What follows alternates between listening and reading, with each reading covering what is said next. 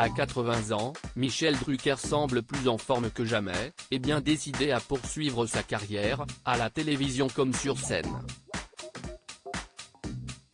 Dans son nouveau spectacle De vous à moi, qu'il joue au Théâtre Marigny, à Paris, jusqu'au 24 mars 2023, le présentateur emblématique de l'émission Vivement Dimanche se livre sur sa vie, avec humour, mais pas seulement. Comme l'ont rapporté nos confrères de Pure Média, mardi 20 décembre, l'époux de Dany Saval fait également part d'anecdotes étonnantes, sur les planches, notamment sur un ancien animateur télé disparu en 1995. Dans sa pièce, mise en scène par sa belle-fille, Stéphanie Jarre, Michel Drucker se lâche ainsi sur Léon Citronneux, qui a été une figure importante du PAF et dont il a été le stagiaire, dans les années 1960. Il était un peu barge, assure-t-il auprès de son public, en expliquant avoir été son poisson pilote.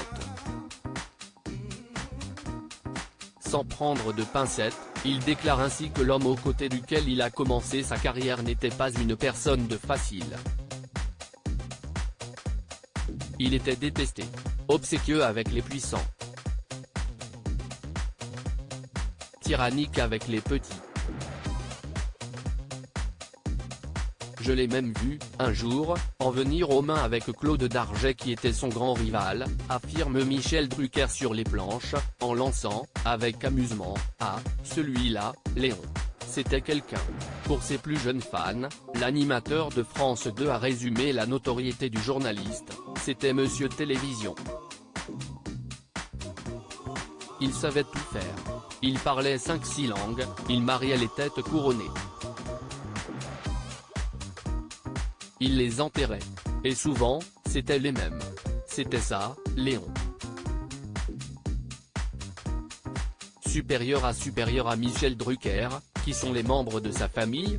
Un personnage public qui ne supportait pas qu'on le reconnaisse. Se replongeant dans ses plus anciens souvenirs, Michel Drucker raconte ensuite qu'il était tellement débordé que, le dimanche, il ne prenait même pas le temps de déjeuner. Pas avare en anecdotes, l'animateur phare de la 2 s'est rappelé du jour du tiercé, en 1965, comme le relatent nos confrères, près des studios, je suis avec lui dans sa Sim Camille. Il mange des frites et il engloutit des tripes à la mode de camp préparées dans un tupperware par sa femme Laura, tout en répétant les chiffres du tiercé.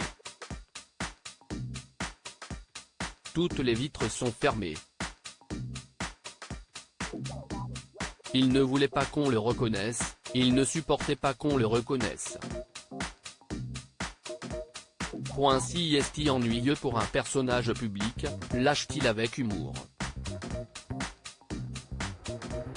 Imaginez la plus grande star de la télévision en 1965. Et là au bout d'un quart d'heure, il y a une famille qui passe à côté et qui le reconnaît. Là, il rentre dans une colère, il baisse la glace et dit « Je vous interdis de me reconnaître ». Fallait le sortir ça, commente Michel Drucker dans sa pièce, en riant avec son public de cette situation totalement loufoque qu'il a vécue au début de sa carrière. Article écrit avec la collaboration de 6 Médias Crédit Photo, Coadic Guirec.